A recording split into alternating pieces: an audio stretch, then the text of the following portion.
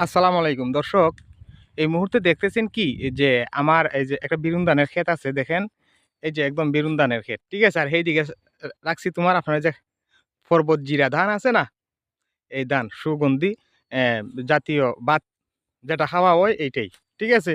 তো আমি এখানে ২ জাতের ধান ফলাইছি। দেখেন এই যে কিছুদিন আগে যখন বৃষ্টি হইছিল তখন এই যে আমার ধানটা ফালাইয়া দিছিল। হুম? আর এই সুযোগে দেখেন আমি প্রত্যেকদিনই এই ছাগলটা খাই দেখছেন? এই যে আমার ধানের হিজাগুলা খাইতেছে প্রত্যেকদিন। আমি একদিনও কিন্তু কাউরে কোনো গালি দেই নাই। ঠিক আছে? এই গালি না দিয়াও এই যে বাঁচা যাইতেছে না এই যে দেখেন আমার ধান টা যে খাইতেছে। এটা আপনাদের কাছে বিচার দিলাম। কারণ আমি যদি মনে করেন যে এটারে নিয়ে আমি এই যে মালিকরে যখন আমি কই তখন মালিকে কোনো কথা তো শুনেই না, কয় মালিকে ছাগল নাকি ধান খায় না। ঠিক আছে?